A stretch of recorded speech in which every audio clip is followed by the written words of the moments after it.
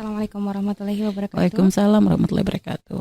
Allahumma sholli ala sayyidina Muhammad. Allahumma sholli wa sallim alaih. ala Apa Numi, saya baru tahu tentang wajib fidyah selain qada untuk ibu hamil dan menyusui. Untuk pembayaran fidyah hamil dan menyusui yang lalu bagaimana menghitungnya? Karena saya sudah tidak ingat, Numi. Baik, Masya Allah. Jadi tidak selamanya orang hamil dan menyusui itu wajib membayar fidyah. Ya. Kalau qada jelas. Qada bagi orang hamil dan menyusui itu pasti. Jadi orang hamil dan menyusui jika mereka tidak berpuasa itu tidak ada masalah karena memang ada rukhsahnya, ada keringanan dari syariat. Jadi orang hamil dan menyusui termasuk orang yang boleh tidak berpuasa. Bahkan sampai 10 tahun pun boleh kalau memang tiap tahun ya begitu. Kalau kata Bu ya kan nyontohin tahun ini hamil melahirkan, lagi hamil melahirkan sampai 10 tahun silahkan. Tapi kodoknya nggak hilang, jangan dianggap kodoknya gugur, kodoknya wajib dan kodok tersebut nggak bisa diganti fidyah. Untuk sebagian kasus ya. Ada yang memang kalau ada orang meninggalkan puasa wajib qada. Hanya berapa orang saja mungkin ketika meninggalkan puasa gak wajib qada. Contoh orang yang sakit yang tidak ada harapan sembuh, orang tua yang sudah gak bisa diharapin untuk mudah kembali dan memang tidak mampu lagi untuk berpuasa. Anak kecil yang belum balik ya gak ada kewajiban qada. Dan kita orang gila. Nah itu. Tapi kalau untuk orang hamil dan menyusui qadanya tetap wajib, jadi nggak bisa diganti fidyah. Adapun kasus fidyah yang dibayarkan oleh orang hamil dan menyusui itu bukan untuk menggantikan puasa, tapi untuk orang hamil dan menyusui yang meninggalkan puasa karena kekhawatirannya akan anaknya saja. Bukan. Jadi kalau anak dan ibu yang dikhawatirkan, contohnya Nadia nih lagi hamil misalnya, Umi tanya Nadia puasa enggak? Umi enggak puasa, kenapa? Enggak kuat Nadia. Kuat sih Mi, cuma saya tuh kalau hamil bayi saya anak saya yang di perutnya enggak gerak-gerak. Gitu. Jadi yang takutnya tuh takut anaknya yang di perut ada kenapa-napa. Kalau kamunya kuat. Nah, berarti kekhawatirannya adalah karena anaknya.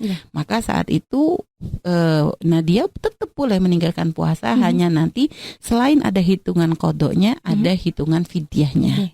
Setiap harinya. Untuk fidyahnya dibayarkan? Untuk fidyahnya ya semakin cepat lebih bagus karena itu haknya orang fakir.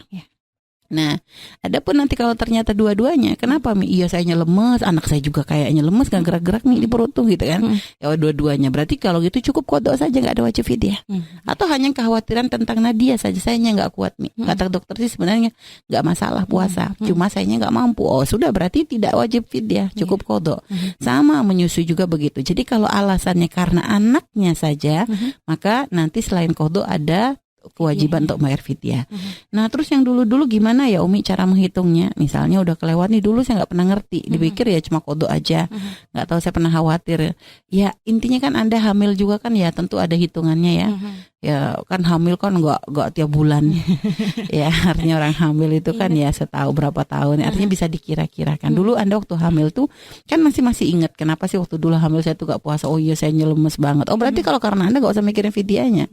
Kalau memang sudah seperti itu berarti gak usah pusing. Tapi kalau makanya iya minta dulu tuh saya karena khawatir anak, ya tinggal dikira-kira lah berapa sih yang ditinggal gitu. Jadi kan Anda bisa memberikan, apakah Anda waktu itu full 1 bulan tidak puasa atau mungkin hanya berapa hari, dikira-kira saja. Jadi Anda langsung kira-kira, Anda berhitung-hitung sebentar, mengingat-ingat, dan kalau nanti, dan gak mesti harus pasti. Yang namanya perkiraan, karena Anda sudah lupa. Ya pasti. Jadi kalau mau dilebihkan sedikit, kalau Anda punya kemampuan silahkan. Soalnya saya dulu kayak gak sebulan Mi, kayaknya cuma 15 hari misalnya. Tapi saya pengen ngitung sebulan. Oh silakan. Mau dihitung 2 bulan juga boleh kok. Kan lebihnya nanti jatuhnya sedekah gitu loh. Emang dia punya duit kenapa enggak gitu. Tapi kalau ternyata dia gak punya jangan maksain. Artinya kalau emang dia waktu itu kayaknya 15, sudah 15 pastiin. Setelah itu bayarin fidyah segitu. Kalau emang waktu itu khawatir karena anaknya gitu. Jadi gak usah pusing, namanya memperkirakan tuh gak bisa pasti. Ya, seperti itu. Wallahu a'lam bishawab.